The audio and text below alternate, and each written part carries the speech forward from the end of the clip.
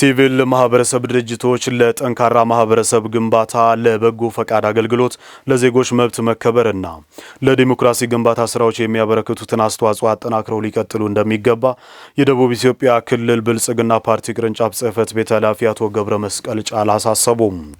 መንግስት ከሲቪል ማህበረሰብ ድርጅቶች ጋር በቅንጅት ለመስራትና ዜጎች በነጻነት እንዲደራጁ ቁርጠኛ አቋም ይዞ በመፍቀዱ የተሻለ ውጤት እየተመዘገበ ይገኛል ያሉት ደግሞ የኢፌድሪ ፍትህ ሚኒስቴር ሚኒስትር ዴኤታ በላይ ይሁን ይርጋ ናቸው።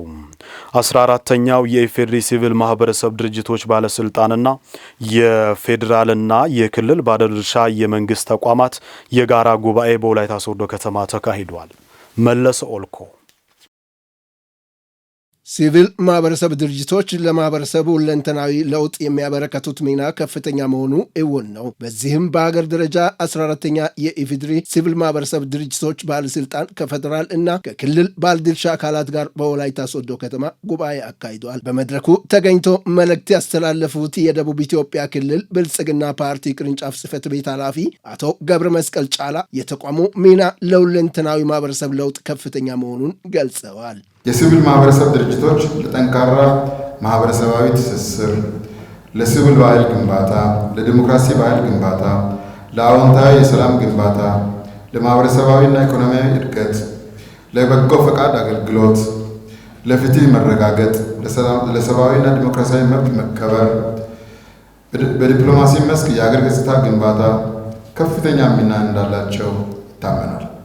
ይህንን በመገንዘብ የክልሉ መንግስት ሚናቸውን በአግባቡ እንዲወጡ በጋራ መቆም የሚያስችል የህግ ማዕቀፍ ማውጣት፣ የሲቪል ማህበረሰብ ድርጅቶች ምክር ቤት ማቋቋምና ጉባኤ በማደራጀት ተግባራዊ ስራ ውስጥ ገብተናል።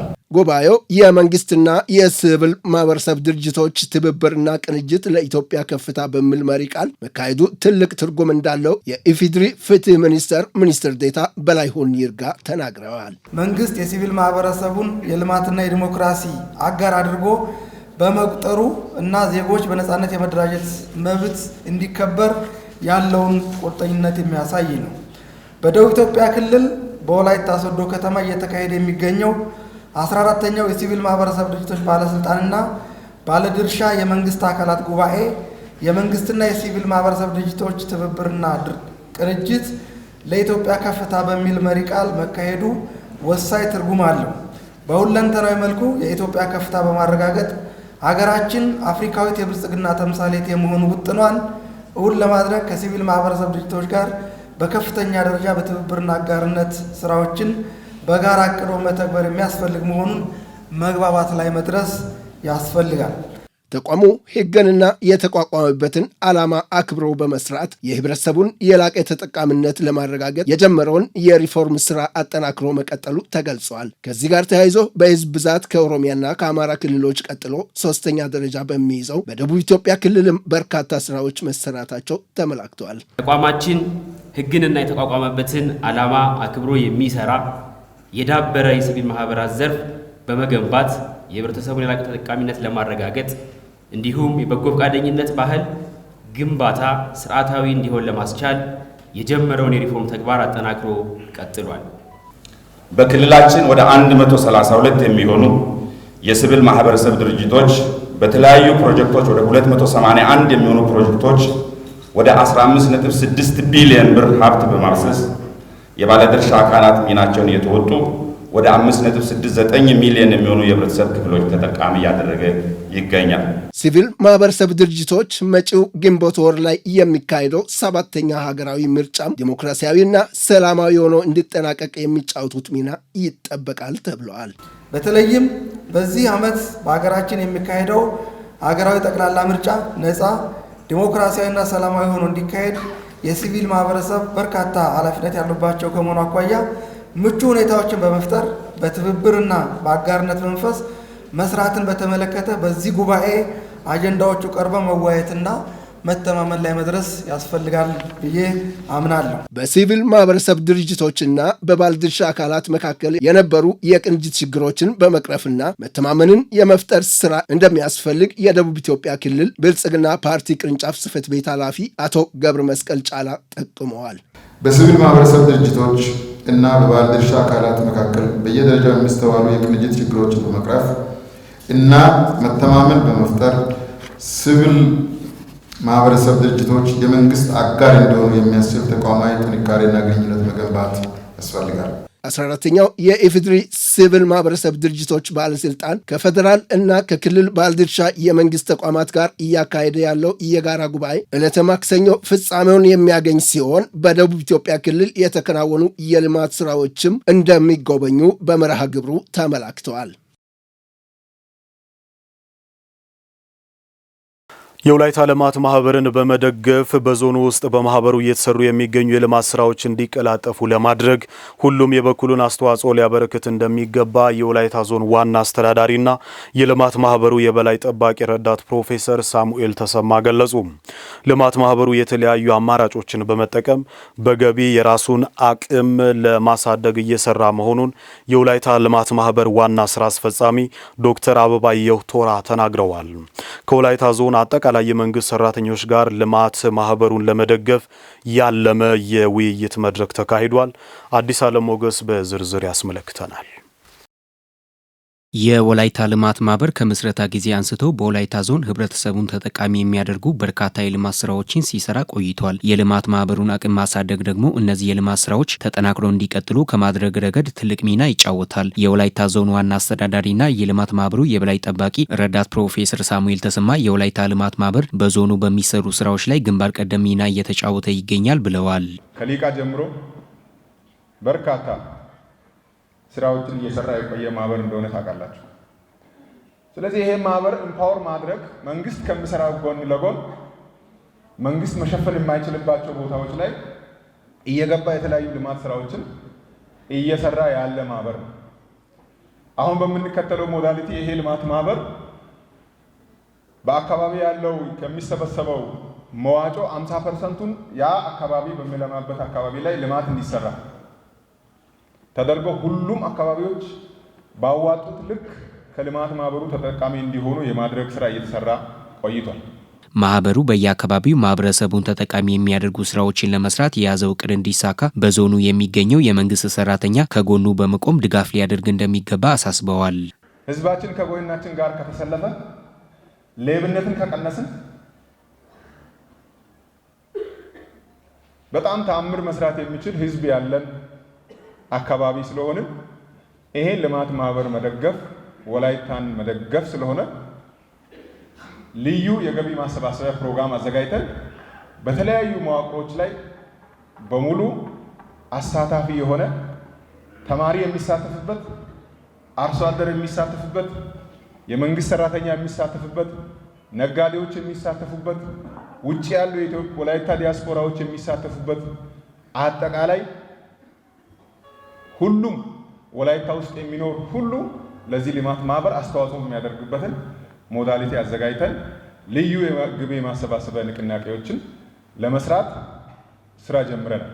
የልማት ማህበሩ የህብረተሰቡን ችግር የሚፈቱ ስራዎችን እየሰራ መቆየቱን ያነሱት ደግሞ የወሊማ ዋና ስራ አስፈጻሚ ዶክተር አበባየሁ ቶራ ሲሆኑ በገቢ አቅምም ራሱን ለማሳደግ እየሰራ መሆኑን ገልጸዋል። ከሀገር ውጭም ያሉ የህዝባችን ወዳጆች የወላይታ ተወላጆች ሁሉ አስተባብሮ መዋጮ ይሰበስባል።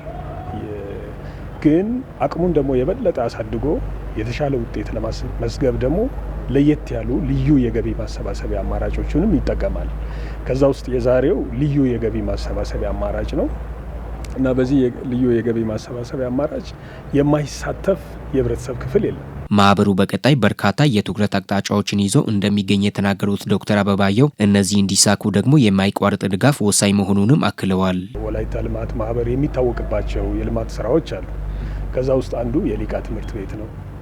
በወላይታ ሶዶ ከተማ ብቻ ሳይሆን ደግሞ በወረዳዎቹም ጭምር ይሄ የትምህርት ጥራት ያለው ትምህርት በተለይ ራሳቸውን መደጎም የማይችሉ ግን ብሩህ አእምሮ ያላቸው ልጆች ከትምህርት እንዳይቀሩ ለማድረግ ታስቦ በቦዲቲ፣ በአረካ እንዲሁም በጋሱባ ተጨማሪ የሊቃ ትምህርት ቤት ትምህርት ቤቶች ተከፍተው ስራ ተጀምሯል። ነገር ግን ብዙ ይጠበቃል። በመድረኩ ከተለያዩ መዋቅሮች የመጡ የመንግስት ሰራተኞች ከማህበሩ ጎን በመሆን የበኩላቸውን ድርሻ ለመወጣት መዘጋጀታቸውን ተናግረዋል። በግሌ ፍቃደኛ ነኝ የሚለውን ፍቃደኛ ነኝ። ጊዜው ለሁላችንም እንደ ወላይታ ይሄ ነው የሚለውን ሐሳብ ለመስጠት ነው። በወልማ ጉዳይ በጊፋታ ጉዳይ መስራት በሚገባው በማናቸውም አይነት እንቅስቃሴዎች ጉዳይ ወደ ኋላ የሚል መንግስት ሰራተኛ ይኖራል ብዬ አልገምትም። እና አሁን እናንተ ለመንግስት ሰራተኞች ይህን ያክል ፐርሰንት ይክፈሉ የምትሉትን እናንተ ብትወስኑ ከፍተኛ ኮሚትመንት ወይም ቁርጠኝነት አለኝ። ደስተኛ ነኝ። ምክንያቱም ልማቱን ለኔ ለማህበረሰብ ለልጆቼ ማለት ነው። ዛሬ የምንራመድባቸው መንገዶች እንዴት እንደተሰሩ እናውቃለን። በወልማ አስተባባሪነት እኔ ትምህርት ባለሙያ ነበርኩ። ገጠር ላይ በጣም ዝቅ ባሉ ቦታዎች ፓታታ፣ ማሽንጋ፣ ዶገላ ሮሶ የሚባሉ የኪንዶ ኮሻና የዳሞሶሬ ወረዳዎች የኪንዶ ዲዳይ ወረዳዎች ላይ ሰርቻለሁ፣ አይቻቸዋለሁ። ትምህርት ቤቶችን ሱፐርቫይዘር ነበርኩ። እዛ ላይ ወልማ የገነባቸውን ህንፃዎች ሳይ እስከዛሬ ያስደምሙኛል። የወላይታ ልማት ማህበር ሁሉንም የማህበረሰብ ክፍሎችን አንድ የሚያደርግ በመሆኑ ሁሉም በአንድነት ቆሞ ሊደግፈው እንደሚገባ መልእክት ተላልፈዋል። የቴክኒክና ሙያ ስልጠና ኮሌጆች የውጭ ሀገር ስር ምሪቶችን ጨምሮ በሆቴል ቱሪዝም ዘርፎች ፍላጎት መር ስልጠናዎችን መስጠት መቻሉ ኢኮኖሚን ለመገንባት ያስችላል ላሉ የኢፌዴሪ የሆቴል ቱሪዝም ምክትል ዋና ዳይሬክተር አቶ ይታሰብ ስዩም በተያዘው በጀት ዓመት 94600 በላይ ወጣቶችን በማደራጀት ወደ ስራ ማስገባቱን የገለጸው ደግሞ የደቡብ ኢትዮጵያ ክልል ስራ ዕድል ፈጠራና ኢንተርፕራይዞች ልማት ቢሮ ነው። በምክትል ዋና ዳይሬክተር አቶ ይታሰብ ስዩም የተመራው ልኡካን ቡድን በወላይታ ዞንና በወላይታ ሶዶ ከተማ የሚገኙትን ቴክኒክና ሙያ ኮሌጆችን ጨምሮ የተለያዩ የኢንተርፕራይዞች የስራ እንቅስቃሴ የመስክ ምልከታ አካሂዷል። ምልከታውን ሂሩት የምሩ እንደሚከተለው ታስመለክተናለች። በኢፌድሪ የስራና ክህሎት ሚኒስቴር የሆቴል ቱሪዝም ምክትል ዋና ዳይሬክተር በአቶ ይታሰብ ስዩም የተመራው ልኡካን ቡድን በወላይታ ዞንና በወላይታ ሶዶ ከተማ የሚገኙትን ቴክኒክና ሙያ ኮሌጆችን የስራ ዕድል ፈጠራ ተግባራትን ጨምሮ የተለያዩ ኢንተርፕራይዞችን የስራ እንቅስቃሴ የመስክ ምልከታ አድርገዋል። በዞኑና በወላይታ ሶዶ ከተማ በግብርና፣ በኢንዱስትሪ፣ በሆቴል ቱሪዝምና በሌሎች መስኮች ለወጣቶች የተለያዩ ስልጠናዎችን በመስጠት ወደ ስራ እያሰማራ ሲሆን የስራ አጥ ቁጥር ምዝገባ አያያዝን ጨምሮ ክፍተቶችን መምላት እንደሚገባ በመስክ ምልከታው ተመላክቷል። ኦንላይን ሲስተም ኦሬዲ ምዝገባ እየተደረገ ነው ያለው። ይህን ኦንላይን ሲስተም ምዝገባ ተደርጎ እንዲሄዱ ከማድረግ አንጻር ብዙ የፕሮሞሽን ስራዎች ይጠበቃሉ። እነዛ ስራዎቹ ክፍተት ሊደፍን በሚችል ልክ ቲቪቲዎቹ ወይም ቴክኒክና ሙያ ስልጠና ትምህርት ቤት ኮሌጆቹ መንቀሳቀስ እንዳለባቸው ያየናቸው ጉዳዮች አሉ። እንግልት እንዳይኖር እንደገና ደግሞ ስራውን ደግሞ ከኮሙኒኬሽን አንጻር ከዚህ ከመግባባት አንጻር ዴይሊ እነሱ የሚሰራቸው ስራዎቹን እዛው በማከል ስልጠና ከሚሰጡት ጋር ክፍተት እንዳይኖር ጭምር የተደረገ ያለው ጥረት እጅግ አበረታች መሆኑን እኛ እየተመለከትንበት ሁኔታ ነው ያለው። በተበታተነ ሳይሆን አንዳንድ ማይከል እያዘጋጀን ያለው ለምሳሌ ጋርመንት ማይከል አንድ ቦታ አድርገናል፣ እንስሳት አንድ ቦታ አድርገናል፣ ኮንስትራክሽን እንደዚህ አንድ ቦታ ነው ያለው። ሌሎችም አንድ ቦታ አድርገን ሴንተር አድርገን በአንድ አካባቢ አንድ ምርት የሚል የስራና ክህሎት ኢሳብንም ታሳቢ አድርገን የሰራንበት ላይ አሁን የተጀመረው የጋርመንት ማይከል እጅግ በጣም ተስፋ ሰጪ አንድ ቦታ የተገኘበት ከዚህ ቀደም ደግሞ በአካባቢ የማይገኙትን ሰው ከሌላ ቦታ የሚያመጡ ለምሳሌ ከአዲስ አበባ ምናምን የሚያመጡትን እንደ ዱንኳን ስራ የመሳሰሉትን በአካባቢው በቀላሉ በአነስተኛ ዋጋ የሚሰሩ ማህበራት ዛሬ እየተፈጠሩ ያሉበት ሁኔታ እዛም ያየነው ነው። ሌሎችም ደግሞ በተለይ ወጣቶች በእንስሳት እርባታ ዘርፍ የተደራጁ ወጣቶች በቅርብ ጊዜ ጀምሮ ውጤታማ የሆኑትን ጭምር ጉባኤ አይተው ራሳቸውም ደግሞ ለቀጣይ መጠናከር የሚገባቸውንም አሁን ያሉ የተሻሉ ነገሮችን አያይዘው አስተያየት የሰጡበት ነው። በክልሉ በተያዘው በጀት ዓመት ከ94600 በላይ ወጣቶችን በማደራጀት ወደ ስራ ማስገባቱን የተናገሩት የደቡብ ኢትዮጵያ ክልል ስራ ዕድል ፈጠራና ኢንተርፕራይዞች ልማት ቢሮ ምክትል ኃላፊ አቶ ዘውዱ ሳሙኤል የመስሪያና የመሸጫ ቦታዎችን የማመቻቸት ስራ እንደሚሰራም ተናግረዋል። ዝን መንግስት የሚያበረታታበት መሰረታዊ ምክንያት ለመሸጫም ለማምረቻም ቦታ ስለማይቸገሩ ቢቸገሩ የመስጫ ቦታና መምረቻ ቦታ ስለማይቸገሩ እሱም ፕሮሞት ያደርጋል።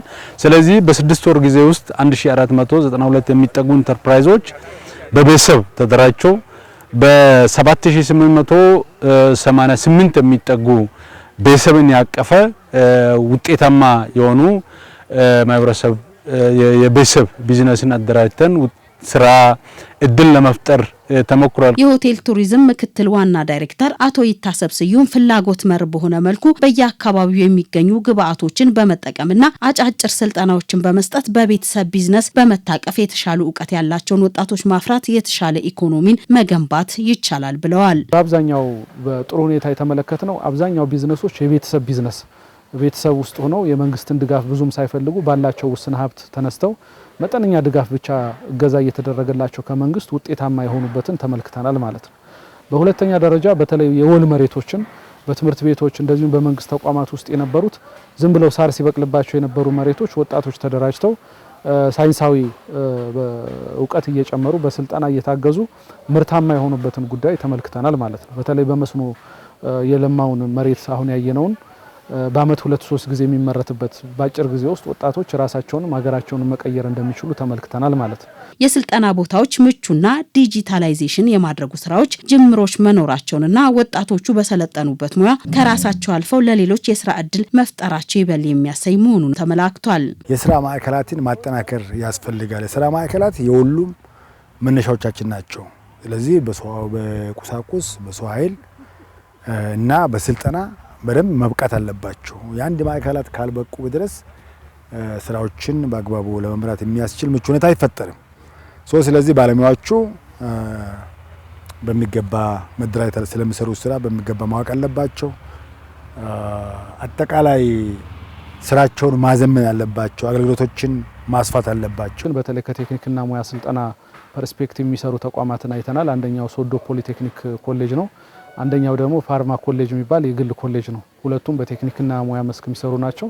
ስለዚህ አጠቃላይ በተቋማት ግንባታ የስራ ቦታቸውን ምቹ ከማድረግ ከዲጂታላይዜሽን የተሰሩትን ስራዎች ለመመልከት ሞክረናል። እንደ አጠቃላይ የቴክኒክና ሙያ ስልጠናው የሚመራበት አይነት አግባብ ፍላጎት መር መሆኑን እንደዚሁም እሴት ሰንሰለትን መሰረት ያደረገ መሆኑን ዲጂታላይዜሽን ላይ ፋብሪኬሽን ላይ በተለይ የስልጠና ተቋማት የለርኒንግ ፋክተሪ መሆን አለባቸው። ምክንያቱም እዛው የሚሰራው በተግባር የሚሰራው ወደ ፕሮዳክትነት እየተቀየረ ኢቭን ለሽያጭም የሚወጣበት የአጠቃላይ ማህበረሰቡን ችግር የሚፈታበት ነው ዳይሬክሽኑ ማለት ነው። በዛ ደረጃ ያሉ እንቅስቃሴዎችን ተመልክተናል። በዞኑ ከዚህ ቀደም መሰል ጉብኝቶች ማድረጉን ተከትሎ በተሰጠው ግብረ መልስ አበረታች ስራዎች መታየታቸውን የገለጸው ግብረ ኃይሉ የስራ አጥ ወጣቶች ምዝገባና የኢንተርፕራይዞች ስራ ወደ ዲጂታል የመቀየሩ ስራ ተጠናክሮ መቀጠል እንደሚገባም አሳስበዋል። ለወላይታ ሬዲዮና ቴሌቪዥን ድርጅት ጋዜጠኞችና የቴክኖሎጂ ባለሙያዎች ለ2 ቀናት ሲሰጥ የቆየው የአቅም ግንባታ ስልጠና ተጠናቀቀ።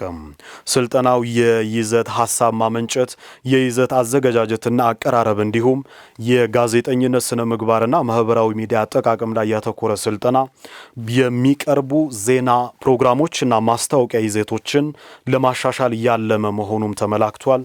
ዝርዝሩን ያጠናቀረችው ትዝታ ታከለ ነች። የህዝብ አይንና ጆሮ እንደሆነ የሚነገርለት ሚዲያ ባለሙያውን ማብቃትና ጊዜው በሚፈልገው ፍጥነት ልክ ማስጓዝ ይጠበቅበታል። ዘመኑን የዋጁና ማህበረሰቡን የሚወክሉ ሀሳቦች ላይ መስራትና መጠበብ ብሎም ለችግሮቻቸው መፍትሄ ማምጣት የሚዲያ ተቀዳሚ ተግባር ከባለሙያው የሚጠበቅ የስራ ድርሻው ነው።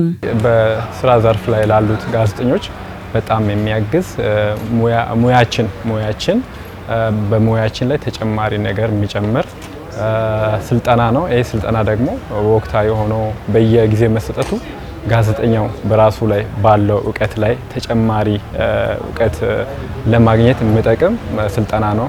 የትኛውን ቦታ ብሄድ የትም ቦታ ብሄድ ደሞዝ እስከከፈለኝ ድረስ ለወላይታ ቴሌቪዥን እጄ ወጥቼ ሰርቼ ዜናዎችን ፕሮግራሞችን ማመጣው ለኔ መደበኛ ስራ ነው። ነገር ግን የተለያዩ ወረዳዎች እንደ ቦታው ርቀቶች ልንሄድ እንችላለን። ስንሄድ ግን የምንሄድበት ቦታ ላይ ይዞን የሄደ አካል የራሱ የሆነ አበሎች ሊከፍል ይችላል። ስለዚህ አበል ስለተከፈለ የሚሰራ ዜና፣ አበል ስላልተከፈለ የማይሰራ ዜና የለም፣ ሊኖርም አይገባም። ስነ ምግባር ጥሩ እንዲሆን ጥሩ ነገር ሰርቼ ነው የምመጣው። ያን ነው ማለት ስልጠናውም ያን ነው የሚለውና ከዚህ ስልጠና አንደኛ እሱን ወስጃለሁ። መጀመሪያም ባለኝ ስነ ምግባር ላይ ተጨማሪ ይሄን አድርጌ ካሁን በኋላ ደግሞ የተሻለ ስራ ሰራለሁ። ጋዜጠኞች የተለመደውን ስራ እየሰሩ ቆይተዋል። አሁን ላይ እንደነዚህ አይነት ስልጠናዎች ሲሰጡ ደግሞ ከሚሰሩት ላይ ከስልጠናው ያገኙትን እውቀት ተግባራዊ በማድረግ ያው እውቀትን እንድናገኝ የረዳን ስልጠና ነው ብዬ መውሰድ እችላለሁ። ለጋዜጠኝነት ተፈጥረናል ወይ የሚለው ነገር ራሳችንን እንድንገመግም ያደርጋል በቅድሚያ ስልጠናው። ከዛ ባሻገር ደግሞ በሙያው ማዳበር ያለብን ምንድነው? ጋዜጠኝነት ወደድንም ጠላንም አንዴም ወደ ሙያው መተናልና ከዚህ በኋላ በሙያው ከኛ ምንድነው የሚጠበቀው?